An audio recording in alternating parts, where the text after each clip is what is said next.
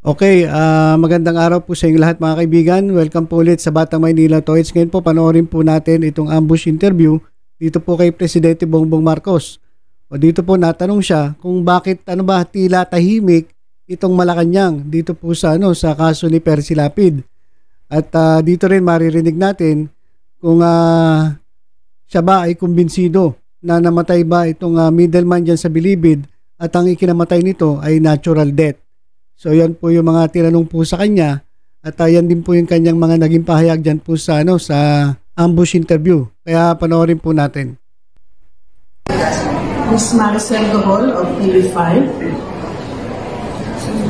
Hi sir, magandang umaga po. Sir, the family of Percy Lapid is concerned about the code silence of Malacanang regarding the case, especially now that they are receiving death threats. So may we know if you have, or what are your fresh directives to the investigators following these concerns and criticisms? Well, I have been monitored. I talked to DOJ Remulla and DILG Apalos 3, 4, 5 times a day, and each time we talk about this. We do not have any particular directives. The police know what to do. I'll just get in the way. Alam mo po, imbestigahan na yan na mabuti. Alamin natin na mabuti kung sino yung behind this. Hanggang ngayon, di pa tayo nakakasiguro. So we're investigating. The toxicology report came back.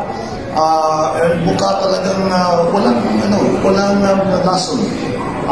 Walang gamot na binigay dun sa namatay.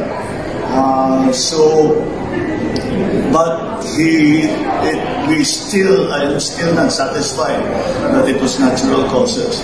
So sabi ko, tingnan niyo na mabuti because there are ways to kill a person that do not show up in the medical legal. So tuloy-tuloy pa ang investigation. But more importantly is to really trace saan ang galing ito. Who gave the order? Sino nagbigay dun sa preso na orderin shooter na gawin ito at bakit? That is what we are working on. Okay, so yan mga kaibigan na narinig po natin itong pahayag ni Presidente Bongbong Marcos. Unang-una, hindi po pinababayaan ng Malacanang ito pong kaso ni Percy Lapid. At ayon sa kanya ay halos 4 o 5 times niya kinakausap itong si DILG Secretary Benhur Abalos at itong si DOJ Secretary Crispin Boying Remulla. At sa tingin ko naman totoo yung sinasabi ni Presidente Marcos kasi alam niya alam po niya yung update dito po sa sa kaso ni Percy Lapid. At nabanggit nga po niya yung toxicology report na ang lumabas dun sa toxicology report dun po sa ginawang autopsy ay ay negative, 'di ba? Sabi po niya walang gamot o walang lason na ibinigay dun sa namatay. So, sabi niya naman, ito matindi mga kaibigan. Sabi niya, hindi po siya satisfied na itong si Villamor ay namatay dun sa natural causes. Sabi po niya, there are ways to kill a person that do not show up in the medical legal.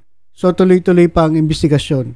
So, ito mga kaibigan mismong si Presidente Marcos, alam niya Alam niya na pwedeng patayin ng isang tao na hindi po malalaman o dyan po sa autopsy. At mas lalo na, yung nangyari dito kay Villamor, na ang nangyari, nauna pang i-embalsamo yung katawan bago ginawa yung autopsy. Sabi rin ni Dr. Fortune, kapag inimbalsamo na yung katawan, syempre contaminated na yung body. So kapag isinagawa yung toxicology, kukuha ka ng mga sample tissue dyan po sa katawan ng nung namatay, wala na. Hindi ka na makakuha ng magandang resulta. Kasi nga po, contaminated na itong labi nung namatay. O kasi nga, inuna po yung pag-imbalsamo. So itong sinabi ni Presidente Marcos na, kasi alam mismo, si Presidente Marcos alam niya na pwedeng patayin yung tao na hindi malalaman doon sa medical legal. O kahit i-autopsy yan, hindi mo malalaman. Buti pa si Presidente Marcos, alam niya yung mga ganyan. Hindi ba to alam ng ng mga tao dyan sa Bureau of Corrections? O meron lang talaga kayong pinagtatakpan? Kasi ang nangyari mga kaibigan tingnan nyo, katulad po nitong ni Dr. Fortun, ang sabi niya, na bagamat na imbalsa mo na, ang gagawin niya, maghahanap siya ng kakaiba. Hanapin niya yung mga pwedeng ginawa dito sa taong ito na hindi po nakita nung unang nag-autopsy dito sa katawan ni Villamor. So dapat ganun di ba? Dapat ganun po tayo. Hindi yung pagkatapos sinasabi nyo na ito yung resulta tapos na. Pag ganun mga kaibigan, pag-iisipan po kayo ng taong bayan. Di ba? Parang tinapos nyo na parang yung resulta okay na. Ito na yun. Pero may mga taong hindi ganun ang isip Katulad po yun nga, sabi ko kay Dr. Fortun. Hahanap siya ng mga bagay na hindi nakita nung unang gumawa ng autopsy. Saka, daig pa kayo ni Presidente Marcos kayo tumigil na Pero sabi ni Presidente Marcos, hindi siya naniniwala kasi pwedeng ang patayin yung isang tao na hindi mo makikita sa medico legal. Kaya tuloy-tuloy pa yung investigasyon. At sabi ni Presidente Marcos, gusto niyang malaman kung sino talaga yung yung may kagagawan nito. Kung sino yung nag-utos at kung sino yung mastermind. So yan po yung gusto rin malaman ni Presidente Marcos. So ito po yung ating latest update. Dito po sa Percy Lapid murder case, itong ating Pangulo, itong ating Presidente Bongbong Marcos Jr. Siya mismo, hindi siya naniniwala, hindi siya satisfied na namatay po itong middleman dyan sa Bilibid with natural causes. Mas marami po ang mga circumstances at mga ebidensya na lumalabas ngayon na ito po talagang middleman dyan ay pwede pong sinadyang patayin. Doon po sa salita ng kapatid ni June Villamor. Sabi mismo merong banta sa kanyang buhay. Kaya pag ako namatay, ilabas mo yung aking itinext sa'yo. Yan po yung usapan nila ng kanyang kapatid. So meron pong meron pong kasi banta sa buhay neto ni June Villamor. At ito pa karagdagan dun sa sa imposible na natural causes yung kinamatay o bangungot. Na sinasabi ng iba, na sinasabi ng Bucor. Bucor, makinig kayo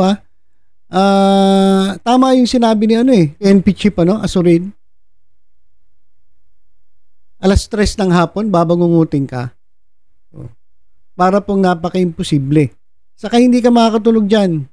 Hindi ka makakatulog dyan sa kanilang selda.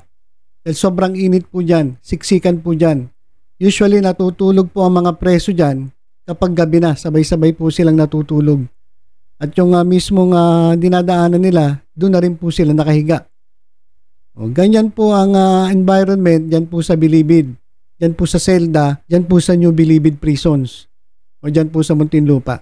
Hello mga nanonood dyan, mag-subscribe po kayo sa Batang Maynila Toys.